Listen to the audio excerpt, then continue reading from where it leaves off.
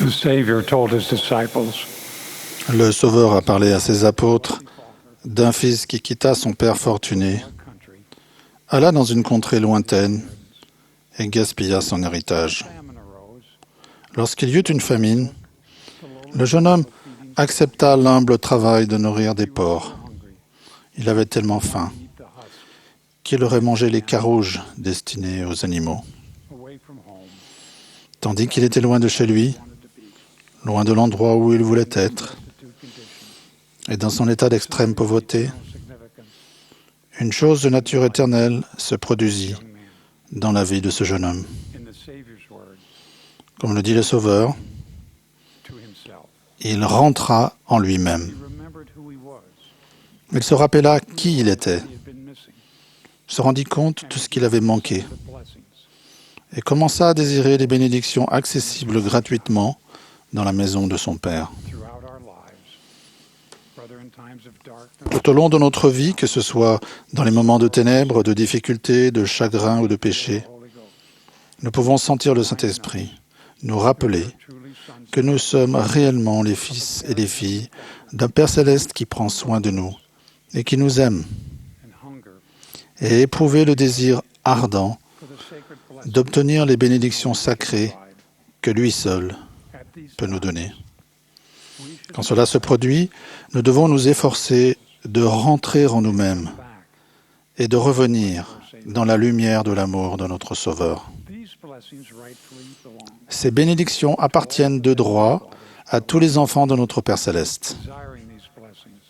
L'aspiration à ces bénédictions, notamment une vie de joie et de bonheur, est un élément indispensable du plan de notre Père céleste pour chacun de nous. Le prophète Alma enseigne, « Si vous ne pouvez faire plus que désirer croire, laissez ce désir agir en vous. » À mesure que nos aspirations spirituelles augmentent, nous devenons spirituellement autonomes. Alors comment aidons-nous les membres de notre famille et nous-mêmes à aspirer davantage à suivre le Sauveur et à vivre son évangile?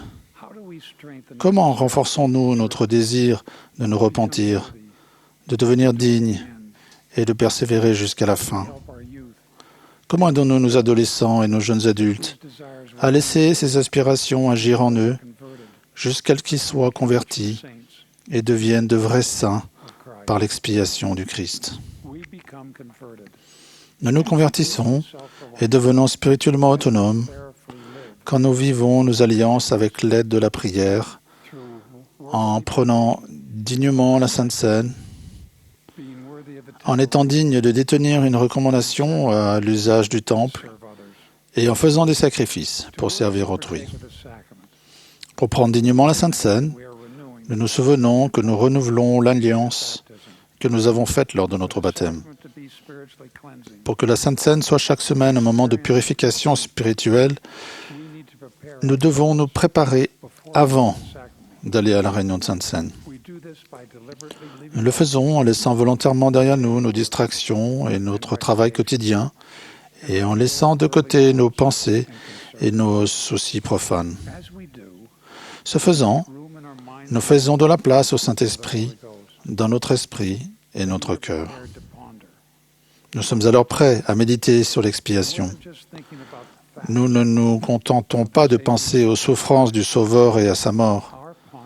Notre méditation nous aide à prendre conscience que son sacrifice nous donne l'espoir, la possibilité et la force de faire des changements réels et sincères dans notre vie.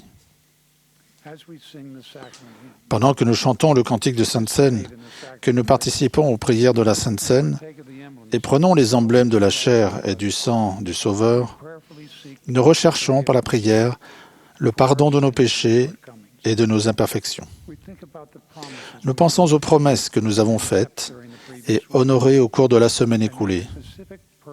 Et nous prenons des engagements précis et personnels pour suivre le Sauveur pendant la semaine à venir. Parents et dirigeants, vous pouvez aider les jeunes à connaître les bénédictions incomparables de la Sainte Seine, en leur donnant des occasions spéciales d'apprendre de discuter et de découvrir comment l'expiation s'applique à leur vie. Laissez-les sonder les Écritures eux-mêmes et s'enseigner les uns aux autres ce qu'ils en ont retiré. Les pères, les dirigeants de la prêtrise et les présidences de collège ont la responsabilité spéciale d'aider les détenteurs de la prêtrise d'Aaron à accomplir leur devoir sacré de la Sainte Seine. Cette préparation s'accomplit tout au long de la semaine, en vivant les principes de l'Évangile. Lorsque les jeunes gens préparent, bénissent et distribuent la Sainte Seine dignement et avec révérence, ils suivent littéralement l'exemple du Sauveur à la dernière scène et deviennent comme lui. Je témoigne que la Sainte Seine nous donne la possibilité de rentrer en nous-mêmes et d'éprouver un grand changement de cœur pour nous rappeler qui nous sommes et ce que nous désirons le plus. En renouvelant l'alliance de respecter les commandements, nous obtenons la compagnie du Saint-Esprit pour nous ramener en la présence de notre Père Céleste. Il n'est pas étonnant qu'il nous soit commandé de nous réunir souvent pour prendre le pain et l'eau et de prendre la Sainte Seine pour notre âme. En plus de la Sainte Seine, notre désir de retourner auprès de notre Père Céleste augmente quand nous devenons dignes de détenir une recommandation à l'usage du temple. Nous devenons dignes en obéissant constamment aux commandements. Cette obéissance commence dans l'enfance et s'intensifie grâce aux expériences vécues à la prêtrise d'Aaron et aux jeunes filles. Puis, nous l'espérons, les prêtres et les lauréoles se fixent des buts et se préparent particulièrement à être dotés et scellés dans le temple.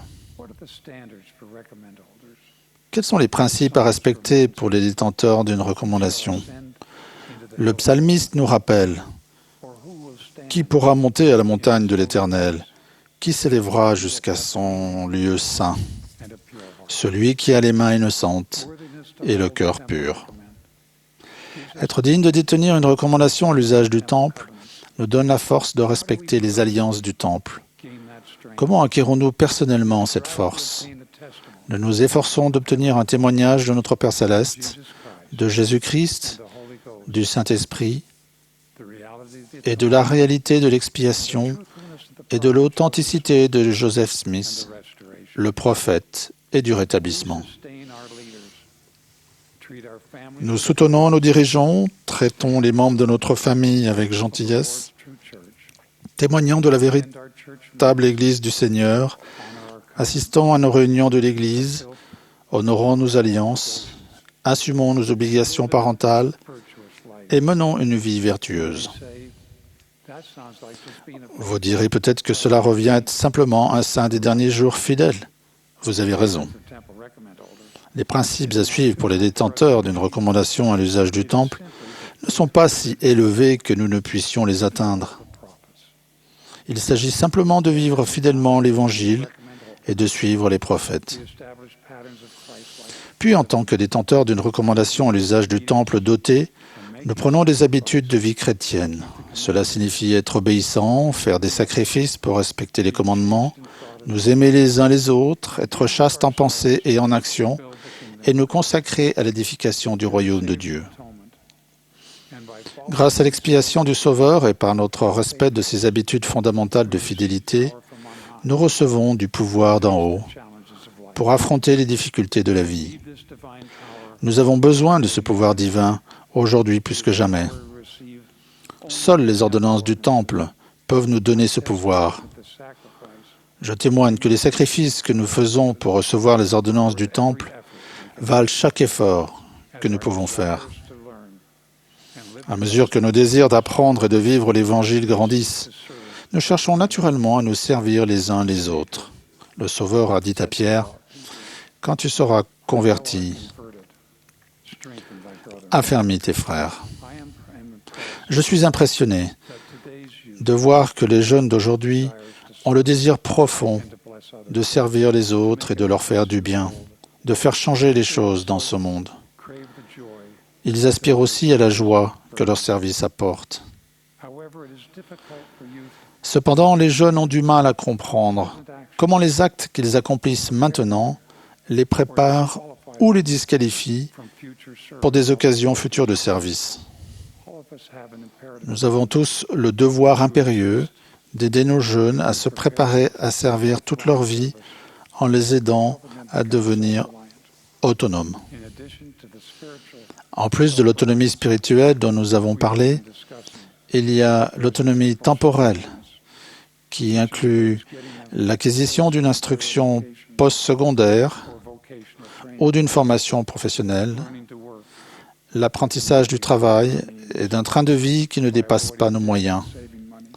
En évitant les dettes et en mettant de l'argent de côté maintenant, nous sommes prêts pour le service à plein temps dans l'Église dans les années à venir. L'objectif de l'autonomie temporelle et spirituelle est que nous puissions sécuriser notre position pour aider les personnes dans le besoin. Que nous soyons jeunes ou moins jeunes, ce que nous faisons maintenant détermine les services que nous pourrons rendre et dont nous pourrons jouir plus tard. Comme le poète nous le rappelle, de tous les mots prononcés ou écrits, voici les plus tristes. Il aurait pu en être autrement. Ne passons pas notre vie à regretter ce que nous avons ou n'avons pas fait. Frères et sœurs bien-aimés, le jeune homme dont le Sauveur nous a parlé, celui que nous appelons le fils prodigue, est rentré chez lui. Son père ne l'avait pas oublié, il l'attendait. Et comme son fils était encore loin, son père le vit et fut ému de compassion. Il courut et l'embrassa. Pour célébrer le retour de son fils, il demanda qu'on lui apportât une robe, un anneau et qu'on mangeât un veau gras, rappelant ainsi qu'aucune bénédiction ne sera retenue si nous persévérons fidèlement en suivant le chemin qui nous ramène auprès de notre Père céleste. Animé par son amour et celui de son Fils, je demande à chacun de nous de suivre ses aspirations spirituelles et de rentrer en lui-même. Regardez-vous dans le miroir, réfléchissez et demandez-vous, est-ce que je vis en accord avec mes alliances? Nous sommes sur la bonne voie quand nous pouvons dire, je prends dignement la Sainte Seine chaque semaine, je suis digne de détenir une recommandation à l'usage du temple, et je fais des sacrifices pour servir les autres et leur faire du bien. Je vous rends mon témoignage spécial. Que Dieu aime tant chacun de nous qu'il a donné son Fils unique pour expier nos péchés. Il nous connaît et nous attend même quand nous sommes très loin. En agissant conformément à nos aspirations et en rentrant en nous-mêmes, nous serons enserrés éternellement dans les bras de son amour. Et nous serons les bienvenus dans notre foyer.